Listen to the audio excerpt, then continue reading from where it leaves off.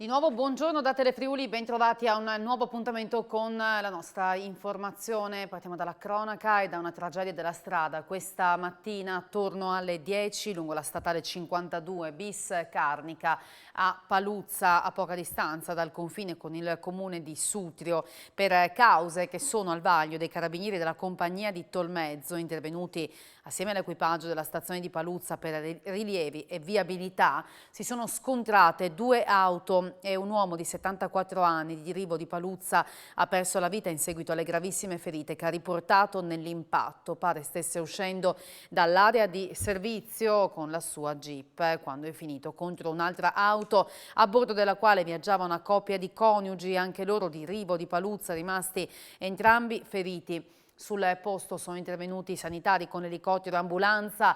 I vigili del fuoco del distaccamento di Tolmezzo hanno messo in sicurezza la sede stradale e i veicoli incidentati.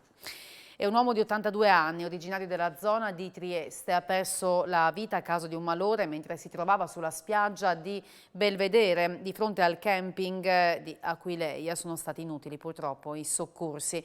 E ieri sera alle 23:30 si è verificato un incidente in via Lumignacco a Risano con una fuoriuscita autonoma di un'auto condotta da una ragazza di 22 anni che è rimasta ferita e portata in ospedale. Non sarebbe in pericolo di vita.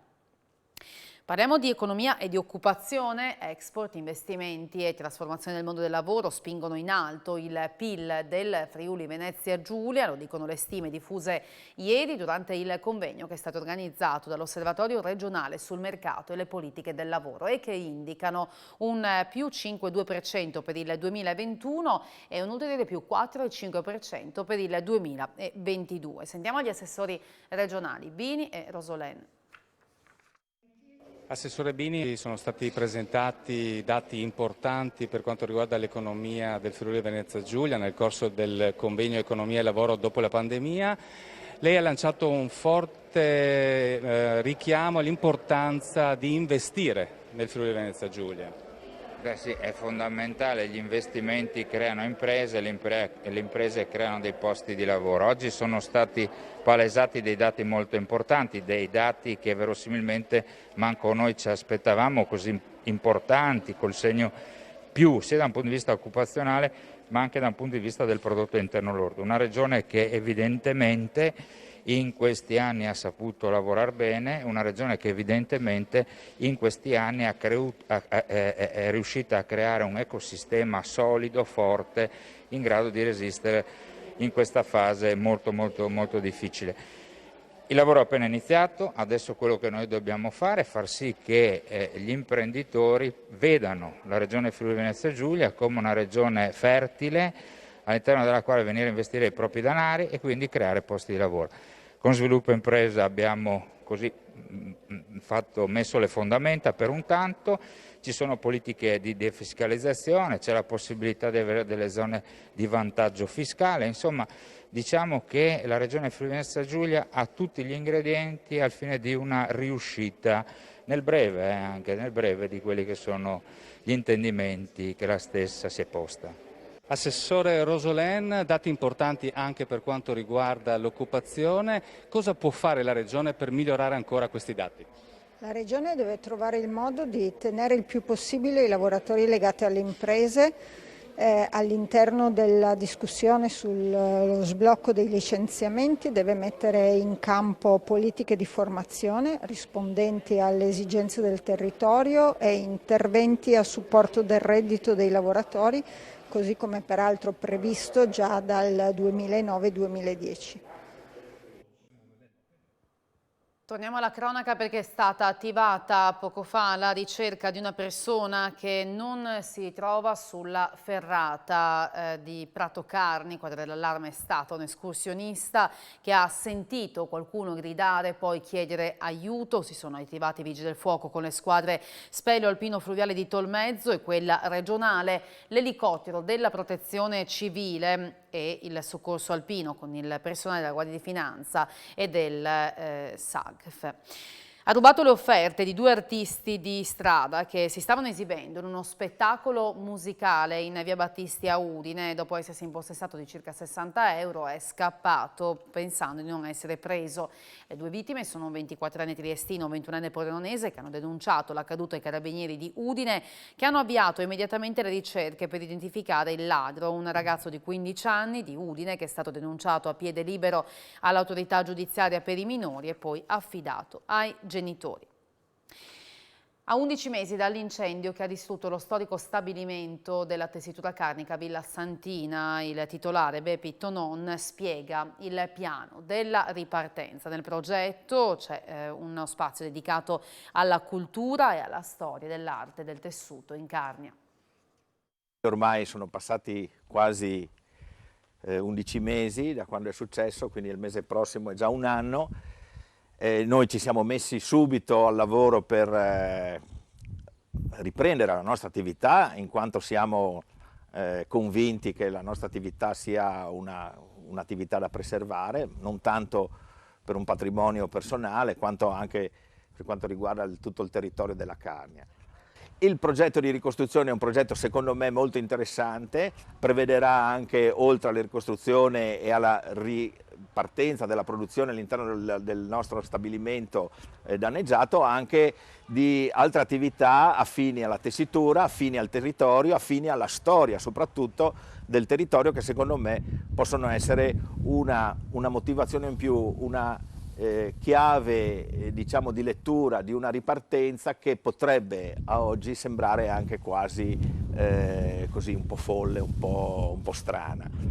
Noi non guardiamo a quello, pensiamo a tutto quello che abbiamo passato nelle varie vicissitudini, in tutta la storia della nostra azienda, e siamo sicuri che anche questa volta ce la faremo. Nel 2018 il Dattilo scritto Una donna, romanzo di Renata Montanarella, figlia di Gabriele D'Annunzio, fu donato al Vittoriale degli Italiani dalla figlia Maria Teresa e adesso, a distanza di 2 anni, è diventato un libro di fatto inedito curato dal dannunzista carnico Tobias Fior.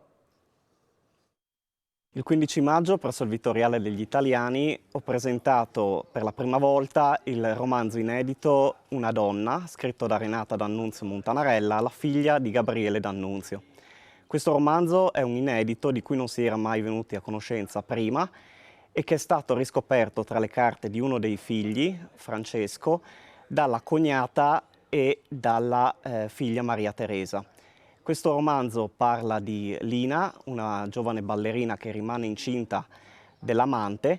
Questo amante la lascia appunto per questa sua gravidanza e si ritrova nella Venezia cupa del primo conflitto mondiale a innamorarsi di Mario Berni, un aviatore che ricalca la figura di Giuseppe Miraglia, che fu il primo pilota di guerra di Gabriele D'Annunzio e di cui Renata aveva conosciuto sia personalmente sia nell'intera sua vita finita in tragedia.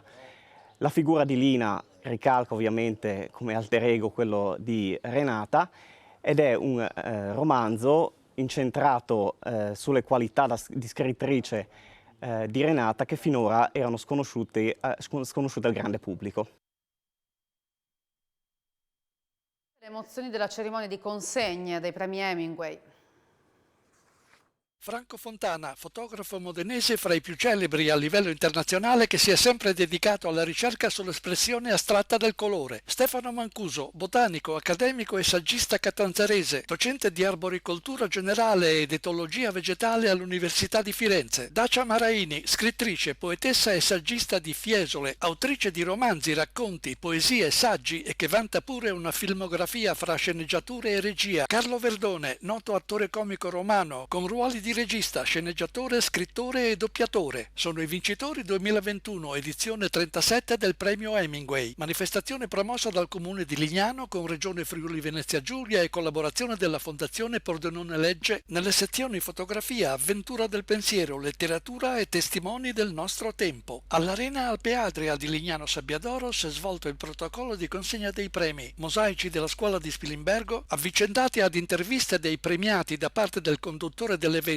Marino Sinibaldi, presidente del Centro per il Libro. Grazie all'impegno, alla professionalità della giuria si è riusciti a garantire la presenza di personalità illustri del panorama culturale italiano in un momento anche significativo della nostra storia e che può essere interpretato come un motivo di speranza per il superamento di questa situazione. Quindi io veramente devo fare i miei migliori complimenti a tutti coloro che hanno lavorato, perché il premio Hemingway è vero che è da tanto tempo che viene organizzato sul nostro territorio, ma io ho imparato in questi 10 anni una cosa, e cioè che non c'è mai niente di scontato e che le cose possono uscire bene solo se ci si dedica anima e corpo giorno dopo giorno con professionalità, impegno e costanza.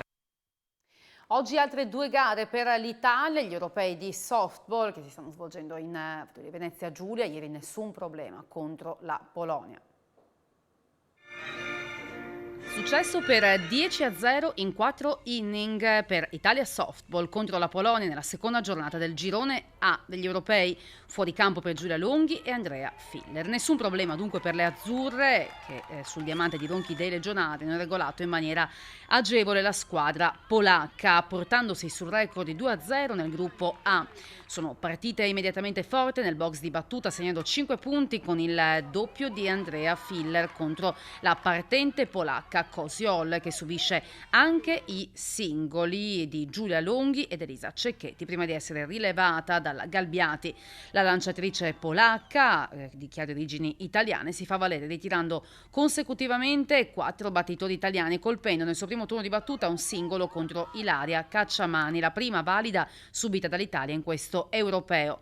A spezzare la striscia di giocatrici italiane ritirate ci pensa Erika Piancastelli, che conquista la sua 4ª base su ball in 5 turni in questo europeo. A spingerla a casa invece Giulia Longhi, il terza base azzurra, batte un fuoricampo a sinistra che vale il 7-0 parziale dopo 3 inning di gioco. A portare l'Italia in zona manifesta già nella 4ª ripresa ci pensa la parte centrale del line-up. Piancastelli e Filler, terza e quarta in battuta, colpiscono rispettivamente un doppio e un fuoricampo che fissano il tabellone sul 10-0, risultato che diventa ufficiale con gli ultimi 3 out della Cacciamani in pedana.